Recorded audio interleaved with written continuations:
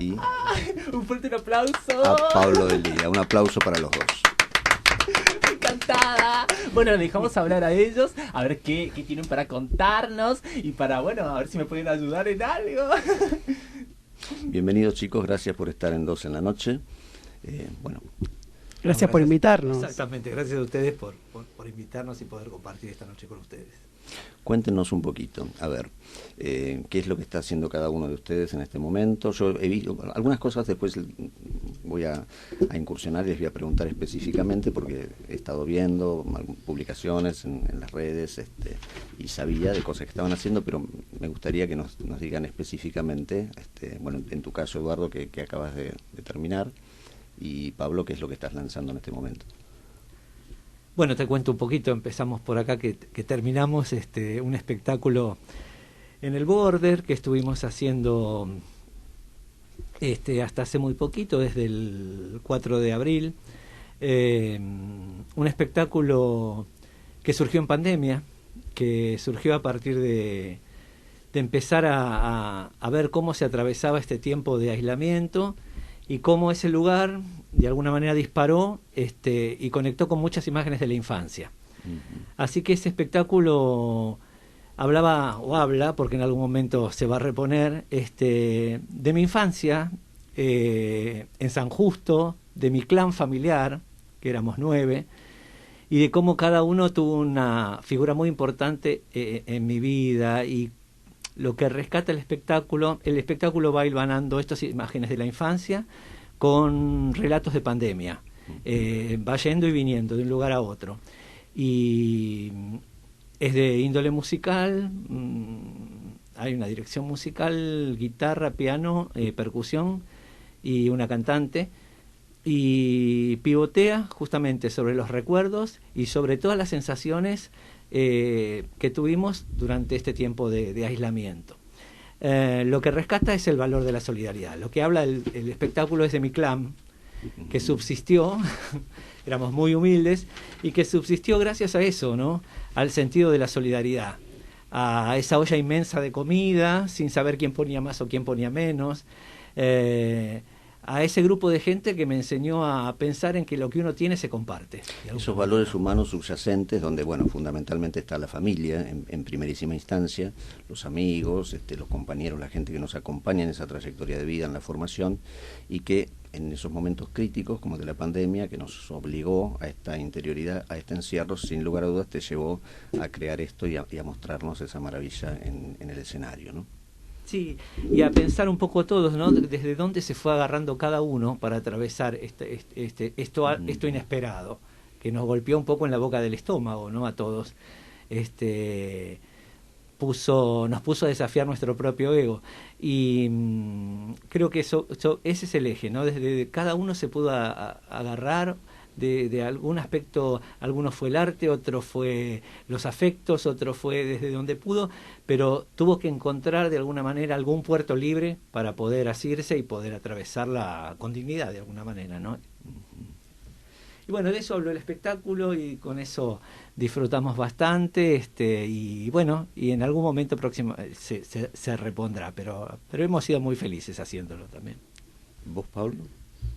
Primero, qué hermoso escucharlo, Eduardo. Me parece como muy interesante lo que decías en función de la solidaridad, porque pienso que siempre también como el teatro nos conecta, ¿no? Como a la grupalidad y el juntos pensar algo y juntos crear algo, que es muy interesante, y también cómo juntos atravesamos la pandemia. Así que bueno, cuando se reponga quiero verlo. Yo estoy haciendo un espectáculo que se llama La erupción de la memoria, que escribí y dirijo. Es en el Teatro El Brío, Álvarez Tomás 1582. Lo estamos haciendo los domingos a las 12 del mediodía y a las 2 de la tarde. Es un espectáculo que también me conecta mucho con la relación de cada uno y con la identidad. Son 3 personajes, se llama La erupción de la memoria porque María es una antropóloga septuagenaria que está perdiendo la memoria justamente, y lo que plantea la idea es los recuerdos construyen parte de la identidad. También se conectaba con esto, ¿no? Con el clan familiar. De hecho hay una historia familiar oculta que se va a poder saber a partir de la reconstrucción de eso que pasó en el pasado, con estas erupciones de la memoria que van surgiendo a lo largo de la obra. Y luego tiene una hija que es vive con su hija, que trae a su novia / novio, también se va descubriendo la identidad de género, la percepción de la identidad de género de este personaje, a partir de un montón de cosas que se desencadenan y se van dando cuenta de que estas personas, estas mujeres, no mujeres, que parece ser tan diferentes, tienen cosas que las une y justamente es el amor. No, el amor, digo, el amor como construcción de la solidaridad y el salir a flote en conjunto. Así que bueno, nada. ¿Y esta obra hace cuánto la estás haciendo? ¿Cuándo empezaste? Y estrenamos el 26 de junio, recientemente, o sea, ya es nuestra tercera función. Fue bien, el domingo pasado, sí. Y seguiremos. Qué lindo escuchar esto que decís de ese rescate del pasado. Mientras te escuchaba hablar, pensaba en algo que hace poquito estuve leyendo, un comentario que hizo al respecto José Saramago, el premio Nobel de Literatura portugués, en relación al pasado y a la memoria, ¿no?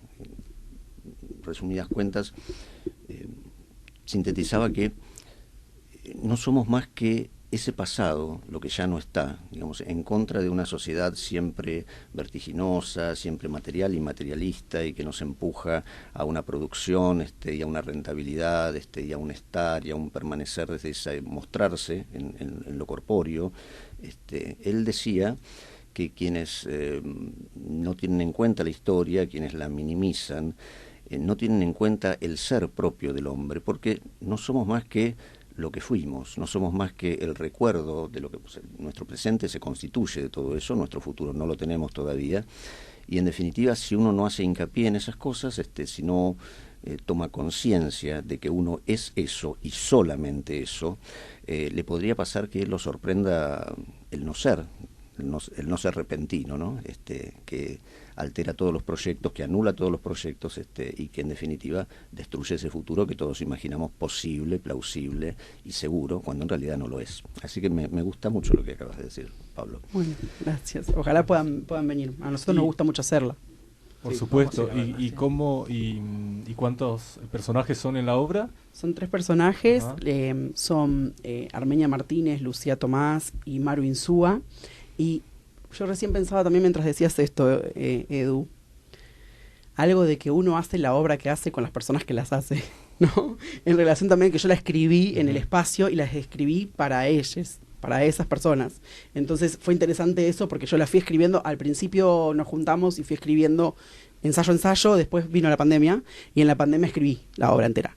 Entonces, como que yo había tenía la información de a quién le estaba escribiendo, a qué cuerpo estaba escribiendo, y ese cuerpo tiene un montón de huellas de las cosas que pasaron. Entonces nosotros sería muy para mí muy ingenuo no agradecer ese proceso y no tener en cuenta que la obra es por todos los que la conformamos, ¿no? Exactamente, Así que agradecer también. Ese reconocimiento de la vida de los otros que constituye el todo, lo que somos, la realidad.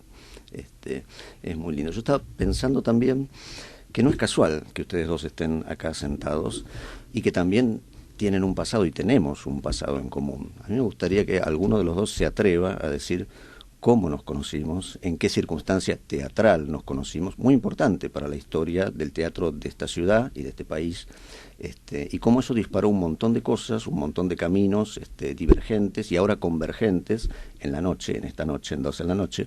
Así que si alguno de ustedes dos se atreve, cuéntelo. Dale, empiezo yo, después se suma, como fue en ese momento también, se suma Pablo después. Claro. Nos conocimos con Eduardo Poli en un espectáculo muy importante, porque la verdad que hizo un quiebre interesante en la vida de muchos, incluso en la vida del protagonista, que fue Pablo Echarri, ¿no? Porque este Pillow Man que hicimos en el año 2008. 2008-2009, fueron 2 temporadas. 2008 en el Lola Membrives y 2009 en el Multiteatro.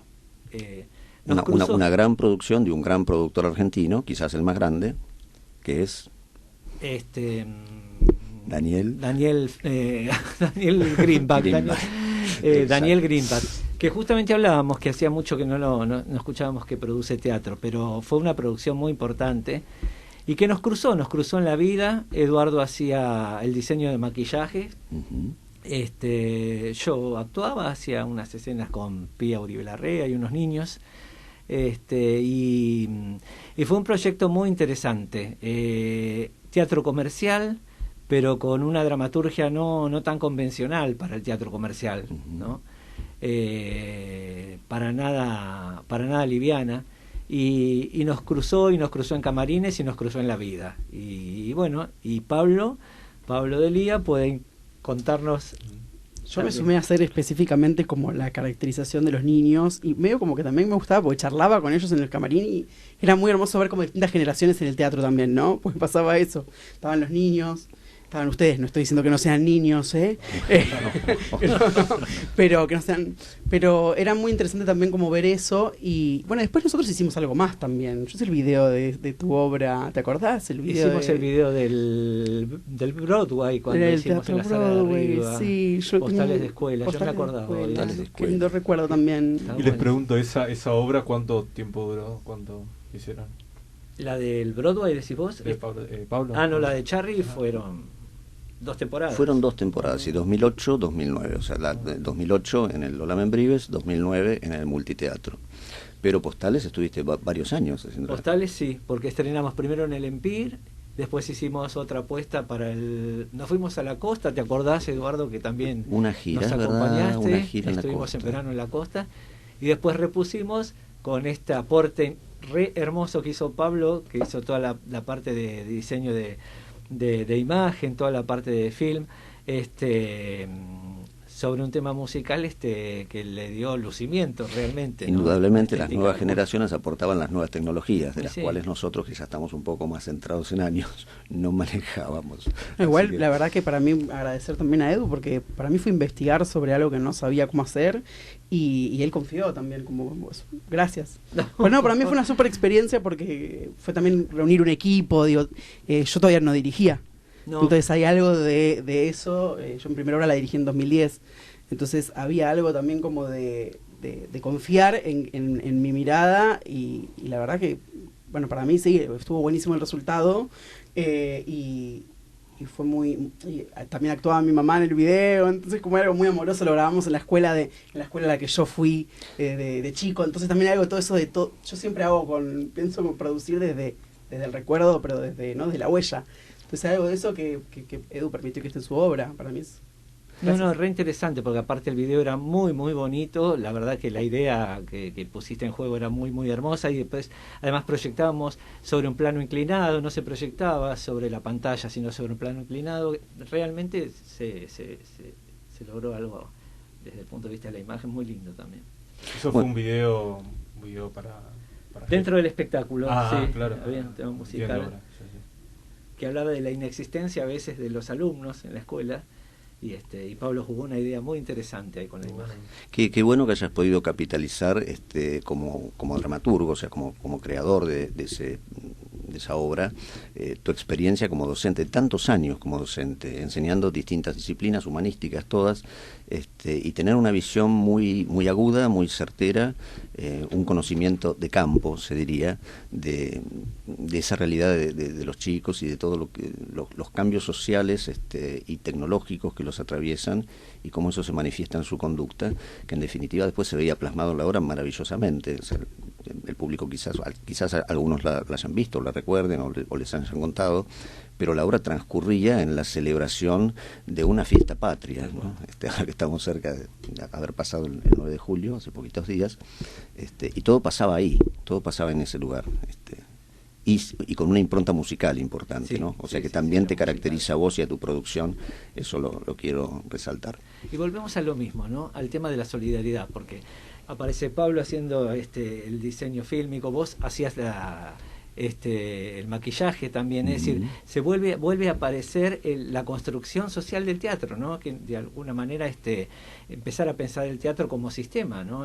No como cuestiones aisladas donde prima el ego, sino empezar a pensarlo desde el punto de vista cooperativo y vincular, ¿no? De alguna forma. Bien. Yo le iba a preguntar a Pablo, un poco porque, bueno, lo he visto crecer en estos años y conozco, y aún de lejos, porque las redes nos permiten estar cerca, los lugares por donde ha andado, todos esos vericuetos por donde se ha metido. Pablo tiene una formación académica realmente envidiable dentro de lo escénico, también se ha desarrollado como docente, Y has hecho algunas cosas en el exterior también, ¿no? Contanos un poquito. Bueno, yo me licencié en actuación y en dirección en la UNA, hice una diplomatura en dramaturgia en la UBA y estoy haciendo la maestría, estoy casi en instancia de tesis también en la UNA, de dramaturgia, que eran 3 campos que me parecían que están muy, o sea, están muy comunicados, o sea, tampoco es que es una proeza tan grande, pero está bueno, o sea, como que es medio del mismo campo, pero sí son 3 carreras distintas. Y tuve la suerte, exprimí mucho a la universidad, que fue de tener distintas becas y pude ir a Brasil para una experiencia de trabajo en la Universidad de San Pablo, en la USP, y hicimos una experiencia performática acá en Buenos Aires, y allá también fueron 2 instancias distintas, que era como trabajar sobre los mecanismos de control. Entonces, visibilizar los mecanismos de control que había, hicimos distintas performances en la calle, estuvo buenísimo, ese fue un proyecto. Después tuve una instancia académica en México, en la Universidad de Guanajuato, que también estuvo buenísimo porque descubrir cómo es el teatro, ¿no? Nosotros somos hijos de la misma conquista, ¿no? La conquista de América, pero nos repercutió de distintas maneras las cosas, ¿no? El catolicismo ya repercutió mucho más con el sincretismo, ¿no? Con esta idea de poner las fiestas en el mismo momento, porque había una civilización quizás, no sé, igual, pero una civilización muchísimo más grande, como azteca, ¿no? Maya. Había un pasado, digamos, que en ese intento conquistador era necesario borrar. Tenía el teatro náhuatl. Para saquear. Un teatro muy fuerte, prehispánico. Bueno, pero más allá de eso, para no irme por las ramas, y después estuve en Canadá con una beca del fondo escribiendo allá en el Tarragon Theatre, que eso fue una experiencia muy increíble y que me llevó a hacer una de las obras que más quiero, que es Viendo morir a Gloria, que la traduje yo y la dirigí, ganamos el premio Artei, que es de una autora muy famosa de allá. Yo soy muy así mandado. Es de una autora muy famosa de allá, que yo había escrito películas de Hollywood, qué sé yo encontré el libro en una librería, me gustó la tapa. Viendo María Gloria había un dibujito de un cocodrilo, dije, ay, qué interesante, lo leí en una noche, me encantó la obra, le escribí a la autora, le dije, ay, quiero hacerla en Argentina, y me dijo, bueno, tomamos un café, pero yo le escribí por Facebook, la busqué, no es que tenía el contacto, nada. Después cuando voy al taller y le digo, ay, voy a tomar un café la semana que viene con Julie Thompson. ¿Cómo? Pero claro, cuando uno está también en otro país, no sabe quiénes son las personas. Entonces, y tomé un café con ella, me dijo, sí, hacela. Así que fue increíble, me dejó traducir, confió en que yo iba a traducir aparte de su texto. ¿Pero tuviste que pagar algo? Mira, fue medio ridículo, por realidad los derechos en general son caros, son $1000 para arriba. Lo que yo le pagué es una especie de adelanto de lo que sería el 10% de Argentores. Entonces yo le pagué como $300 en 2018 como en concepto de adelanto, pero yo después cobraba lo que le correspondía a ella a Argentores y me lo quedaba. Entonces fue como una especie de intercambio de ese 10% de la temporada. Estuvo buenísimo. Pero ella tuvo que discutir con su agente. Claro. Allá manejan la gente, hay cuestiones legales que te exceden. Pero lo logramos. Y bueno, esa fue una experiencia hermosa. Qué maravilla. Sí. Todo bueno. Hay que hacer así, sí, ¿o no? Sí, es que... Mira, el teatro no es para cobardes, decía alguien. Bueno, la vida tampoco no es para cobardes. Pero creo que hay que mandarse, ¿no? Y sobre todo con los sueños, me parece que es fundamental eso, ¿no? Total. Es así. Es una carrera persiguiendo los sueños, eso. Sí. Qué bien. Y también, digamos, transitaste desde siempre, o sea, desde que yo tengo uso de razón, te conozco desde que eras casi un niño, el mundo de la música, y has hecho y estás haciendo cosas importantes en la música también. Contanos un poquito. Bueno, lo más importante que estoy haciendo es no postergar el deseo, que lo hablábamos recién con Edu también afuera, que tiene que ver eso con soñar, y yo escribo desde muy chico, desde los 16 temas, pero siempre pensaba que para hacer música o ser músico tenías que ser un virtuoso. Entonces era la idea de que si no tenés la voz de Adele, no podés grabar un disco. Y después me di cuenta de que no es así. Y que todo también se entrena, todo se trabaja. Y me pareció que me parece que lo más importante, más que lo virtuoso, que también es hermoso de escuchar, es ser sincero con uno mismo y ser sincero con los demás. Entonces empecé a grabar, a producir esa música que había escrito desde hacía mucho tiempo. A mí me sirve mucho el corazón roto para escribir, no escribo desde ese lugar muchas veces. Entonces digo, bueno, va a ver todo lo que podemos hacer con esta ruptura, con este dolor. Y me pareció que y empecé a mostrárselo a gente, así como empezó en realidad. Y me acuerdo que en un espectáculo que estábamos ensayando en el 2017, fui a la casa de una de las actrices y tenía una guitarra y le toqué las canciones y me dijo, pero yo escucharía esto, yo lo escucharía, o sea, me interpela esto que estás haciendo. Y ahí como que algo que se activó en mí. Y después, bueno, empecé a ahorrar, conseguí un poco de plata y empecé a producir. O sea, básicamente es eso. Pero eso, o sea, eso es lo más difícil, ¿no? O sea, el hecho de poner la discográfica, ¿cómo es ese tema? Porque, bueno, me habían dicho que es complicado el hecho de que te contraten, firmar, cómo funciona. Pero siempre va a haber alguien que también está intentando hacer algo. En este caso, bueno, yo tengo un productor musical que es increíble, que es Francesco Pivel, Cheskovitz, y conecté con él que los dos estábamos en la misma, queriendo producir, queriendo mostrar, le interesó a él lo mío, a mí me interesa mucho lo que hace él, y la verdad es que no es un mercenario, ¿no? Porque también necesitas eso, conectar con alguien que tiene deseo, que es un gran compositor, y juntos hacemos cosas que están buenas. Claro. Así que para mí lo que importa... ¿Sabes lo que hice también para conseguir? Ya me callo, pero ¿sabes lo que hice para conseguir al productor? Puse en Facebook: estoy buscando productor musical para mis canciones que escribí desde los 16. Se produjo el milagro. Esas cosas, Me escribieron como 8 personas y dije, a ver qué persona siento que va a ser menos violenta, más amable. Y después de eso, descubrí que era un genio. Pero viste, cuando decís, bueno, a ver, no, este me parece un machirulo. No le va a gustar mi producto. Uy, bueno. Genial. Sí. Y bueno, sí, está bueno eso porque uno consigue generalmente mucha gente que por las redes, pero también hay que tener a veces cuidado, por ahí hay mucha gente chanta que, viste, hay que cuidarse también con ese tema, ¿no?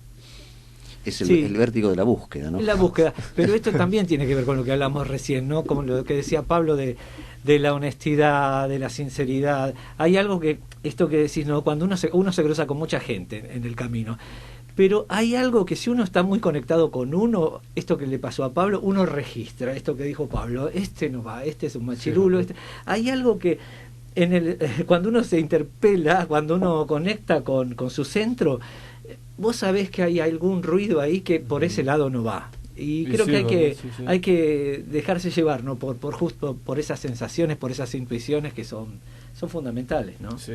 A veces sale mal, puede ser, claro, pero en general si uno conecta, creo que va por ese lado, ¿no? Es verdad. Yo quería preguntarte, Eduardo, mira, te saco de tema, te llevo hacia otro lugar, pero todos los lugares nos llevan a uno mismo, digamos, que es el teatro y que es esta charla de amigos, que hoy no son 2, hoy son 4 en la noche, somos nosotros 4. Yo sé, porque te conozco y porque lo he visto y lo he escuchado, de tu cercanía y tu formación en la música y particularmente en la música autóctona de este país. O sea, yo sé el amor que vos tenés por el folclore argentino, el tiempo que le has dedicado al estudio de todo eso. Y recuerdo siempre un espectáculo tuyo que fue Atahualpa. O sea, me gustaría que nos hables un poquito de eso. Sí. Bueno, yo empecé bailando folclore, ¿no? Yo antes de hacer teatro, antes de empezar a hacer teatro, empecé estudiando danzas folclóricas y me recibí de profesor de danzas folclóricas. Y ahí, bueno, ahí hay, como decís vos, algo que atraviesa también la existencia de uno. Y que te acompaña siempre. Y que me acompaña siempre. Y muchas veces también los espectáculos tienen que ver con esta raíz, ¿no? Porque por ahí si yo hago espectáculos musicales también tienen que ver con esto, con una búsqueda de algo que tiene que ver con nosotros, con una identidad, como pueblo latinoamericano. Y este espectáculo del que hablas vos, Yupanqui, fue un gran homenaje, ¿no? a este gran maestro que tuvimos, y que mirá cómo se cruza todo, ¿no? Porque decíamos recién esto de contactar con su centro, y Yupanqui era un filósofo, ¿no? Mucho más que un autor de canciones, y justamente él decía justamente esto, ¿no? De conectar con el silencio, de empezar a conectar con estos espacios personales que de alguna manera nos hacen pensar quiénes somos, ¿no? Fue un espectáculo hermoso que hicimos en 2 oportunidades, en el Teatro La Comedia, en el Emper, que ahora sería imposible de hacerlo en este momento por la cantidad de gente que llevaba. Eran una banda de 5 músicos en vivo, 12 bailarines, actores, era enorme. Pero en algún momento, si la vida da, volverá. Lo más importante era esto, ¿no? El rescate de la obra del maestro, que indudablemente no tiene desperdicio. Hay algo ahí puesto en la palabra que va más allá de todo lo que uno puede cantar, puede danzar, está puesto justamente en la palabra de Yupanqui, ¿no? Claro. Ese es el peso. Y lo hicimos en el 2005 y lo volvimos a reponer, hicimos 2005, después otra temporada en la comedia y volvimos a reponerlo después en el 2012, 13. Después en 3 años lo tenés que reponer porque son los 20 años. Los 20 años, tenés razón. ¿no? Mirá. No, y además el maestro Yupanqui merece realmente Sí. un homenaje Sí. de ese tipo y hecho con el amor y con el talento y con la profesionalidad con que vos lo has hecho. Esa minuciosa investigación, esa búsqueda profunda en lo biográfico y en la producción de Don Atahualpa. ¿Y era que era danza, música? Sí, danza, músicas y textos, o sea, el material de Claro. Yupanqui enlazado de una manera que nos permitía contar su vida también. Ah, está bueno. Eran sus propias obras contando su propia vida Ah, buenísimo. y sus canciones. Sería bueno, y te lo paso como dato, cuando vayas a reponer el espectáculo, que te pongas en contacto o que lo convoques a Jairo. Yo siempre recuerdo, a mí la vida me llevó por lugares extraños, ¿no? O sea, desde mi profesión de maquillador y caracterizador, una vez en una entrevista que se hizo, que la hizo Silvina Chediek para el canal Orbe 21, estaba Jairo, y en el entretiempo de la grabación del programa, en el cuarto de maquillaje, se puso a contar cosas, anécdotas y demás.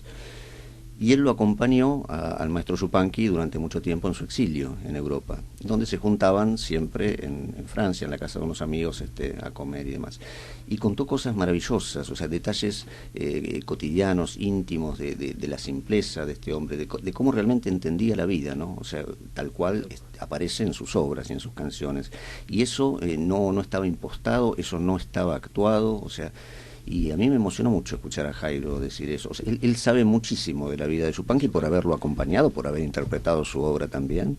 Así que te lo paso como dato, ponete en contacto con Jairo. Vamos a conectar. Sí, Reuniones a las que estaba gente como María Elena Walsh, cuando estaban en Francia. Verdaderos monstruos, verdaderos monstruos. Incluso me contó de un baile, una cena que hicieron en un momento, porque además Don Atahualpa era un hombre, un caballero galante, ¿no? Y que le había llamado la atención una señora que la invitó a bailar y demás, y después se dio cuenta que era la esposa de uno de los monstruos directores del cine europeo, y entonces medio como que se quedó sorprendido y no pudo seguir en esa actitud, ¿no?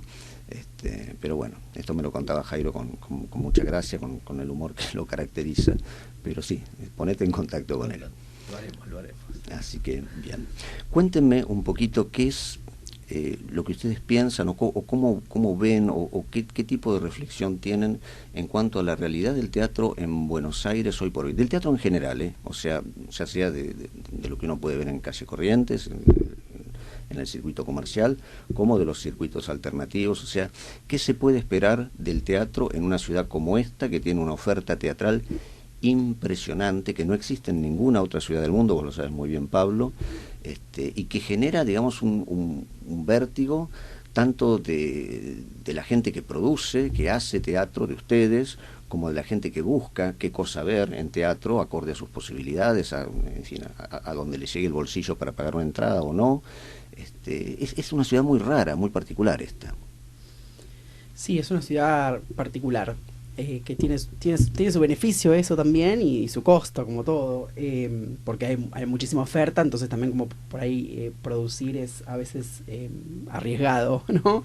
En esto, no pensaba en la obra que planteaba recién Eduardo, de tanta cantidad de gente. Bueno, hablando ahora también la pandemia es complicado. Yo tenía una obra que iba a reestrenar de 14 y estuvo COVID una semana uno, otra semana otro, y el teatro dijo, bueno, no la hagan, porque si no van a hacer las funciones, no la hagan. Lo dijo de un lugar medio raro, pero también entendiéndolo, ¿no? Porque era un lugar que tenía gente estipulada para contratar, para trabajar, y no podía. Creo que también eso nos hizo repensar también la manera de producir teatro, la pandemia, sin duda. Creo que el problema es que el comercial o donde hay grandes capitales para invertir están manejándose cooperativamente también, ¿no? Entonces están poniendo funciones una vez por semana, y están trabajando con contratos de cooperativa, con los elencos que son del Independiente. Entonces eso también como que es raro, porque quita la posibilidad de esa obra de seguir en el teatro donde estaba, que es independiente, y se va a esa sala más grande pensando que quizás va a tener más público. Puede ser que en algún caso sí, la mayoría no, probablemente. Entonces como ustedes hacen un análisis medio complejo, ¿no? Pero lo que estaría sucediendo es que pasa que se quedan muchas obras sin poder estrenarse en el Independiente. Hay mucha gente que está diciendo, las salas están diciendo, che, no hay espectáculos. A la vez hay un montón de espectáculos, pero claro, los espectáculos quieren estar en 3 o 4 salas, que son como las que más, entre comillas, nombre tienen. Se volvió un sistema medio complejo también en relación a eso. Yo por ahí estoy siendo medio negativo. Como no sé de inclusión y exclusión al mismo tiempo. Claro, para mí hay que buscar formas nuevas. Lo que estamos haciendo en El Brío, por ejemplo, El Brío es un espacio que coproduce. Agarra a 3 directoras o directores y le dice, me interesa que este año coproduzcamos, te damos el espacio para ensayar. Bueno, tiene que haber un poquito más de solidaridad, justamente como decía Eduardo, para mí, en la producción, en quién corre el riesgo también del espectáculo. Y disculpame que te interrumpa, Pablo. ¿Vos pensás que en esto incide de una manera corporativa la presión que puedan hacer los dueños de salas sobre la gente que está produciendo el espectáculo? O sea, ¿tiene alguna incidencia ese piso alto, que ustedes lo saben muy bien, que se cobra como seguro de sala? O sea, ¿qué es lo que está pasando ahí? Para mí, sin duda, hay una incidencia de eso. También entiendo que las salas pagan un montón de impuestos. Y es un país que es muy inestable económicamente, entonces no sabes el día de mañana cuánto vas a tener que pagar, ni de impuestos, ni de carga. O sea, es como un perro que se muere la cola, ¿no? Es complejo el tema para mí, para hacer un análisis medio simplista. Para mí, por ejemplo, es el tema ese económico. O sea, es como que claro, las salas por ahí piden algo muy alto y no se llega. O sea, y la igual sin duda, y ahora te paso la palabra, pero creo que las cooperativas terminan siendo las que terminan pagando el pato de todo. No, porque la sala te presiona que si no llevas público, no sé qué, entonces no se hacen cargo de que vos estás, entre comillas, coproduciendo, sobre todo las salas subsidiadas. Claro. Vos a ellos les está sirviendo que vos vayas al espacio, porque ellos tienen que tener cierta cantidad de programación para pedir un subsidio. Entonces vos estamos juntos haciendo la obra, no es que yo pago para estar en el teatro y lo ven como si fuese te estemos dando el espacio, no, estamos juntos en la misma. Entonces me parece que siempre igual todo aprieta el subsidio. Vos lo presentás ahora, lo ganás en 4 meses, pero los precios dentro de 6 meses siempre con la inflación te queda chico, claro, ese monto. Entonces siempre todo lo que terminamos poniendo, la plata es la cooperativa. No sé si pensás lo mismo, pero... Sí, tal cual. Y además coincido con vos en que creo que hay que repensar los sistemas de producción. Eso me parece que es el eje fundamentalmente. Como decís vos, hay una cuestión económica fundamentalmente, pero también hay una cuestión que tiene que ver con volver a repensar estos sistemas de producción. Vemos los teatros comerciales que ha cambiado el formato. Uno pasa por la puerta de un teatro comercial y ve cómo antes funcionaba el teatro alternativo, 10 espectáculos, uno cada día. Cuando antes el teatro comercial era un espectáculo que funcionaba de miércoles o de martes a domingo, y esto ha generado, como decía Pablo, un corrimiento donde esto es complejo, porque los independientes quieren instalarse en el teatro comercial, quedan espacios también muy complejos en las salas alternativas, y se genera todo un movimiento muy distinto a lo que era el teatro hace unos años. Entonces creo que sí hay que empezar a repensar estos sistemas de producción, ¿no? Y coincido con Pablo en que, bueno, las cooperativas terminan pagando el pato, ¿no? Porque en realidad es el grupo más débil y más indefenso, ¿no? No tiene con qué, o sea, el dueño de la sala tiene su sala, de alguna manera le irá algún proyecto mal, otro bien, pero tiene un capital. La cooperativa, eso que tiene, esos 2 mangos que tiene para el espectáculo, se fumaron incluso antes de estrenar. Entonces, eso hace que sea el grupo más débil frente a esta situación. Claro, sí. Pero tenemos que empezar a pensar, y bueno, en conjunto me parece esto también, ¿no? El otro día, bueno, hace un par de semanas le había entrevistado por Instagram a un actor que fuimos a ver la obra ahí por Humahuaca, ¿verdad? Bueno, sí, el espectáculo. Él me decía que en realidad por ahí nadie sabe quién, nadie sabe por qué ciertas obras se llenan y otras no. Es como que, por ejemplo, yo me pongo a repartir volantes, ponele, y eso como que no me garantiza a mí que mi obra se llene, ¿viste? Es como que todavía nadie sabe, o sea, uno le pregunta, che, ¿por qué tal obra no tiene público? Y como que no hay respuesta, o sea, es difícil saber, ¿viste? Porque ciertos espectáculos tienen mucho público y otros no, es como muy es algo que no se sabe, o sea, es complicado. Claro, y eso puede pasar en la medida en que el espectador conecte con la obra, o sea, en la medida en que, que sienta esa empatía que lo hace permanecer ahí en la sala. No obstante a esto, lo que dice Pablo, que está absolutamente estudiado desde el circuito, desde el sistema, es cierto. O sea, hay toda una serie de factores en los cuales está, por supuesto, sí, los dueños de sala, cómo se manejan los distintos circuitos.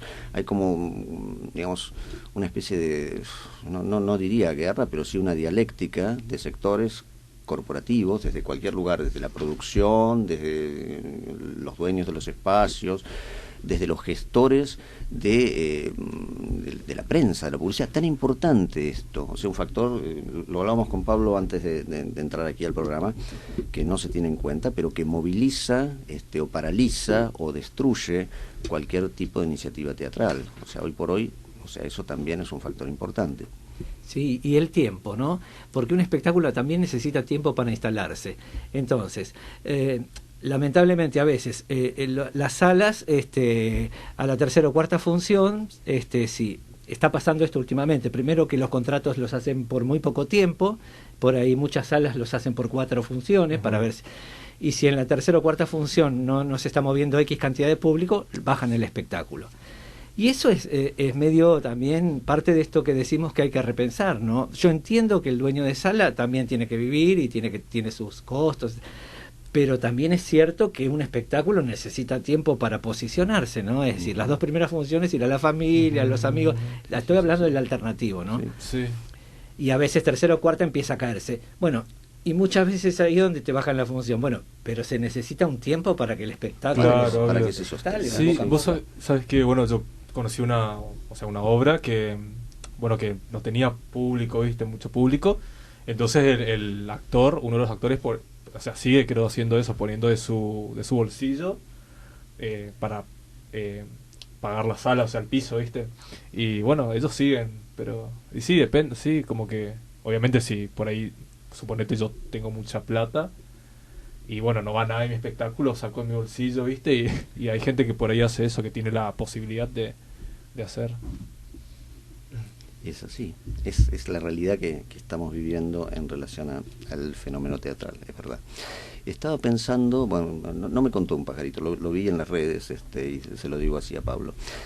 ¿Es cierto que estuviste haciendo algo en el Teatro Nacional Cervantes? Un monólogo que estaba en Mayamar Bro 2. Fue un monólogo dentro del ciclo Idénticos de Teatro por la Identidad, que son distintos monólogos. Yo había dirigido también uno a Jimena Riestra en el 2017 y ¿Estuviste dirigiendo el espectáculo? dirigí uno de los monólogos. Es un espectáculo que tiene varios monólogos, no sé si lo vieron, hace muchos años que se hace, es gratuito. Sí. Se puede ver en la página de Teatro por la Identidad. Está buenísimo porque aparte es por una causa muy necesaria. Y es un concurso que se hace de micromonólogos, 20 concursos y 20, no sé qué cosa dije, o no sé si cuántos se ganan. Hay 12 micromonólogos que se ganan los autores y luego llaman a una actriz o un actor y luego la actriz o el actor llama al director. Y a mí, bueno, me llamó en su momento Jimena Riestra y ahora me va a llamar un texto de Alejandra Toronchik, muy bello, lo pueden ver, es interesante para verlo en el Teatro Cervantes tiene eso que es enorme y hermoso y mítico, ¿no? Una obra maestra en sí misma, arquitectónica, espacios, es una cosa impresionante, sí. Y hacer teatro ahí, o sea, desde cualquier lugar dirigirlo o actuarlo o lo que sea, es algo que te emociona y te llena el alma, ¿no? Bueno, vamos a tener que... Es la catedral del teatro, Sí, por decirlo de alguna manera. Esa sala Sí, María y Garrero. bueno, hablando de eso, de los teatros oficiales, también, ya que estamos haciendo un reclamo al independiente, a las salas, no estaría mal también que abran convocatorias para proyectos nuevos, ¿no? Es También, cierto. porque hace tiempo que no lo hacen Exacto. y estaría bueno porque siempre dirigen las mismas personas. ¿Y qué pasa? ¿Y qué te parece que está sucediendo? O sea, es como una especie de burocracia, desidia, hay, no sé, hay juegos políticos. ¿Qué puedes pensar que sucede dentro de la programación de los teatros oficiales y de la gente que designa o no a las autoridades encargadas de hacer eso? Yo creo que tiene que ver también con una cuestión de que el mercado ingresa a todos lados. Me parece que ya está pasando algo en relación a las figuras que negocian también otros sueldos distintos obras donde se están aceptando publicidades. Yo no quiero dar nombre, pero vamos porque si no me quiero meter en eso. Pero me parece que no hace falta, porque en realidad la cuestión sería, pensándolo ahora también y lo pienso en otros ámbitos, hay una cuestión del ego en función de ciertas figuras, entre comillas. Pasa con las actrices, actores, pasa con los directores, las directoras, Sí. ¿no? Del mercado. Entonces se vende, en vez de ver, porque en una convocatoria uno presentaría un proyecto con cómo trabajaría determinado texto, con determinada apuesta, con determinada decisión, con determinado elenco. Me parece que lo que pasa son más los nombres ahora. Y entonces, en vez de venderse la obra como un producto cultural, que a mí no me da miedo la palabra producto, para nada, porque creo que están las reglas del mercado dentro del juego de vender entradas, pero en vez de posicionar la calidad del producto, está sucediendo algo en relación a la vida de las personas, incluso. Ni siquiera te diría a la profesión de las personas, Sí, sí. porque te diría que las actrices o actores que encabezan ahora las ficciones en la televisión, muchas no son ni actrices ni actores. O Sí, sea, ¿verdad? o actuaron una vez hace 1000 años, 2 veces, y después lo que está pasando ahora es que salen con tal, o se separaron de tal, o le metieron los cuernos con tal otra. Bueno, Sí, sí, ¿cuándo te propusiste, formaste en la actuación, o cuándo actuaste más allá de la belleza que tengas, que hermoso de ver? Bueno, a mí me pasa como que me exacerba un poco porque digo, y esta gente después llena teatros. Ese es el mundo mediático, Y no sí. son los mediáticos. Bueno, pero lo mediático no tendría que estar dentro del Sí, Estado. sí. A mí me pasa eso. En el Teatro Nacional Cervantes o en el San Martín no debería ingresar lo mediático, Sí. que ya ingresan a otros lados, Pero que bueno, el mercado... Hay algo Claro, sí. que se ha modificado. Justamente el otro día teníamos una conversación sobre esto. Es decir, vos ibas al Cervantes, ibas a San Martín y había una dramaturgia o un autor Era y una había garantía, determinadas era una figuras garantía. y era una garantía. Sí, sí, Vos sí, sabías que ibas a ver Halcón, ibas O sea, a ver a uno María veía Rosa Halcón Gallo. en el San Martín, uno veía a María Rosa Gallo, mi gran amiga María Rosa Gallo en el Cervantes, o sea, y uno sabía que estaba tocando el techo de la dramaturgia argentina. Hoy por hoy, eso no es así. Y esto que dice Pablo, la palabra producto no asusta, el tema es que sea un producto artístico. Este es el asunto. O sea, producto comercial por comercial en sí mismo, bueno, para eso está el teatro comercial. Es como que volvemos a lo mismo, son sistemas de producción distintos. El teatro comercial corre por una vía, ya sabemos cómo funciona, pero el teatro, las salas de teatro oficial, siempre tuvieron otro sistema de producción, que me parece que ahora también está bastante engorroso, ¿no?, la situación en ese sentido, ¿no? Hay figuras mediáticas que pasaron al teatro oficial y entonces desplazaron a los actores. Bueno, es confuso, pero bueno, hay que pensarlo nuevamente. Lo que pasa Sí, que, bueno, muy en nuestras manos está más el discutir el teatro alternativo y, bueno, lo otro es... Pero creo que igual tenemos que discutir el oficial porque es un Sí. lugar que también siento Es que nuestro. nos corresponde y es nuestro. O sea, nos corresponde no desde un lugar violento, ¿no? Pero de un lugar desde la tal construcción. cual. Sí, sí, claro que sí. Eso es una responsabilidad política, Exacto. fundamentalmente eso. Yo estaba pensando, mientras lo miraba Alex, y que esta charla, 2 en la noche, es un 2 en la noche muy particular, que nos hizo alterar la dinámica del programa. Nosotros tenemos una parte musical del programa, que generalmente es el segundo bloque, y después tenemos a los invitados, las charlas, bueno, la diagramación orgánica que hacemos de este programa. Hoy todo esto ha sido tan enriquecedor y ha sido tan noble y tan valioso desde lo espiritual, desde los recuerdos, desde una vida vivida en común en distintos lugares del espectáculo que hoy nos nuclea acá en 2 en la noche, como 4 amigos hablando, que nos hizo dejar un poco de lado esta parte musical del programa, que lo dejamos sin ninguna culpa, realmente valía y vale la pena, por supuesto, seguir hablando de esto. No obstante, para no dejar al público sin ese perfil musical, a mí me gustaría que Pablo nos cuente un poco qué es lo que está haciendo, sobre todo desde el punto de vista estético. O sea, vos estás encarando esta producción musical que haces, que me habías contado antes del programa que la estás haciendo en partes, o sea que no lanzaste toda la grabación junta, todavía no sacaste el producto, pero que cada una de esas está acompañada por un video, y que como yo he estado mirando algunas cosas, y además como te conozco muy bien, sé que tiene una estética muy particular. O sea, tiene un tono muy particular, tiene, digamos, una apuesta que va, digamos, más allá de lo autoral y actoral que te caracteriza, y como intérprete y como músico, con una determinada elección de la belleza, o sea, con una vinculación de la imagen y de la belleza. Te estoy viendo así, producido, ¿cómo estás? Así que contanos un poquito eso. Bueno, yo trabajé saqué 2 videoclips con mucha producción, Merienda y Simulacro. Merienda fue el primero. Son el mismo director, que es Gonzalo Quintana, y la misma directora de arte, que es Antonella Fuseneco. El Simulacro del vestuario lo hizo Alan Fábulos. Los nombro porque me parece que es muy importante también, como uno puede tener una idea, pero se termina de plasmar en función del vínculo, insisto, como siempre. Pero bueno, en Merienda fue la idea un poco de... Eso se le ocurrió un poco a Gonzalo. Yo quería algo bien colorido, y para mí el disco, que se llama Nada de Amor, que va a salir en volúmenes, habla justamente de muchas historias de desamor y qué hacer con ese desamor, con esa ruptura amorosa, y la posibilidad de vincularse con un hombre, y un hombre le canta a otros hombres, que no es tan común en Argentina. En otros lugares sí, acá no es tan común. ¿Te parece? Yo creo En la música, bueno, tal en vez. la música. Sí, sí. No, yo creo que en la música no, y bueno, es un tema largo, pero en la ficción también me parece que está bastante estereotipado. Nos da para otro programa. Nos da para otro programa, que le podemos hablar de estereotipos de, ¿no? de Flavio Mendoza vistiéndose de novia y pareciendo que, o sea, que entonces la homosexualidad en la tele tiene que ser querer ser mujer o Claro, tener sí, el sí. mismo, bueno, pero eso no importa. Pero me parecía que era interesante, como de hecho en el videoclip de Merienda, les intérpretes 2 que hacen de mis exnovios son exnovios. O exnovios o ex algo. Eso se llama economía de producción. Claro. Eso se llama como trabajar con la biografía. Y hay buena onda. Sí, 2 son divinos, pero me pareció re interesante hacer eso. Y es más pop y más. Y el otro es un poquito más dark, porque también me parece a mí como que está bueno jugar con la estética e experimentar y poder ir descubriendo. Yo tengo mi parte más tierna, mi parte más oscura, como todo, más y bueno, eso. Y me parece que no sé cómo seguirá, ¿no? Pero que es muy importante lo visual también en la música para mí, porque lo que me interesa son las canciones que cuentan historias. Entonces me parece siempre el cine. Yo no sé si vos te acordás que estudié cine yo. Lo recuerdo. Claro. Fue lo primero que estudié.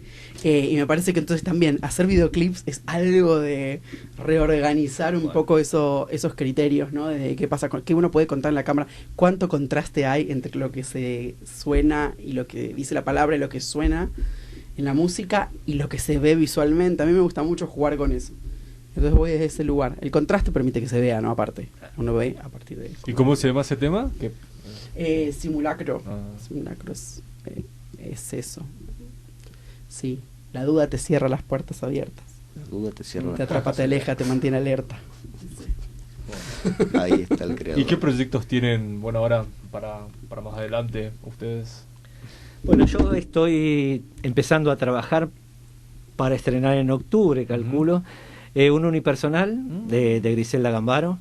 Y bueno, estamos ahí empezando a hacer la preproducción y a pensar un poco el diseño de la puesta en escena. Calculo que fines de octubre más o menos vamos a estar estrenando. Buenísimo.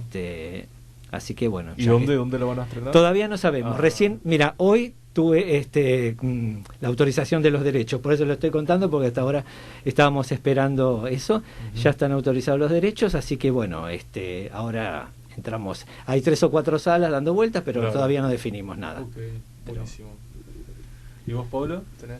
Yo sigo con funciones de la erupción, de la memoria, y seguramente estaré haciendo algún show musical pronto, porque hicimos el último en Casa Brandon y nos fue muy bien, nos gustó mucho y queremos volver a hacerlo.